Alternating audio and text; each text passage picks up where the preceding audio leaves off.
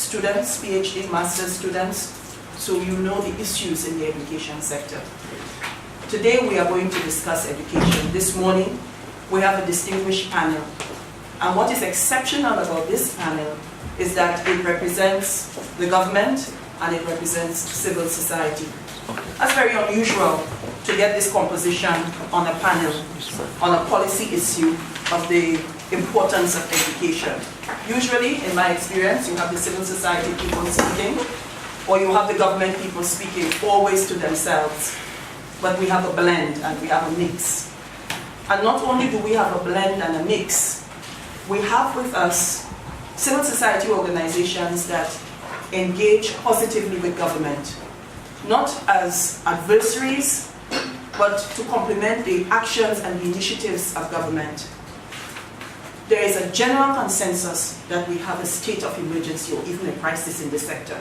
It's recognized, but what do we do about it and how do we work to address the issues? And we have with us a panel here that addresses the issues and collaborate and work together. Every member of this panel is connected in that way. So allow me to begin by handing over to Professor Junedu to raise the issues.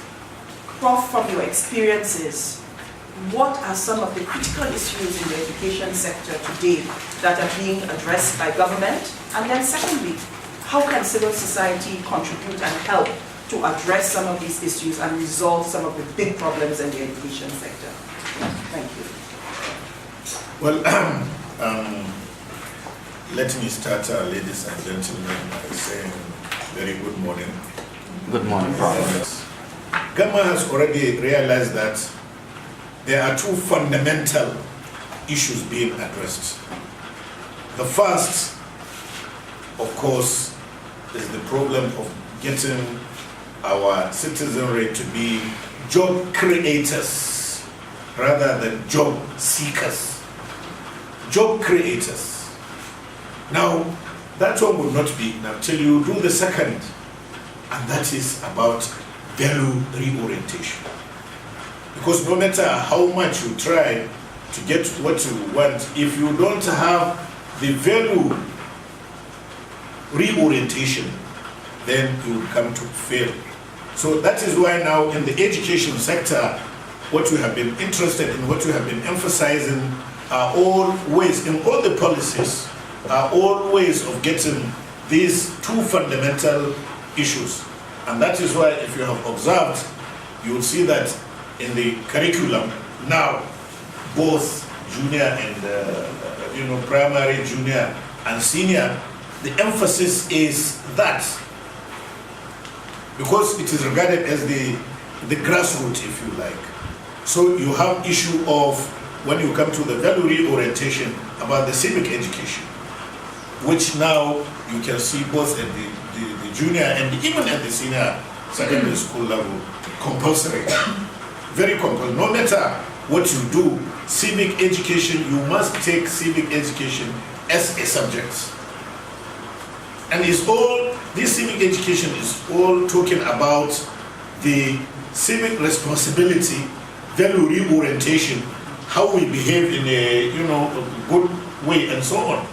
And then when you now come to the job creation I'm talking about, that is why government again in its policy now has put the issue of this entrepreneurial subject. That's why now a student now cannot graduate at the senior secondary school level without offering a trade subject.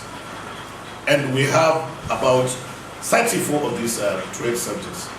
That is why when we became very close with DRPC in this regard, and our assistant, what has not been said, they are assisting us in enriching these trade subjects. The same thing where the DRPC also is coming in the issue of the civic education.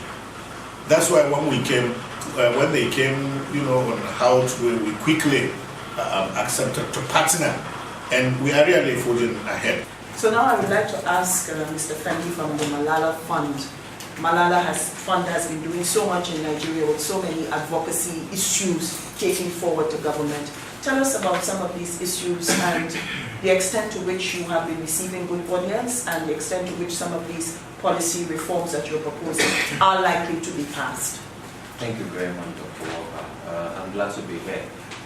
First, I would like to appreciate GPRC for inviting me and for collaborating with us at Malala Fund for the work we do.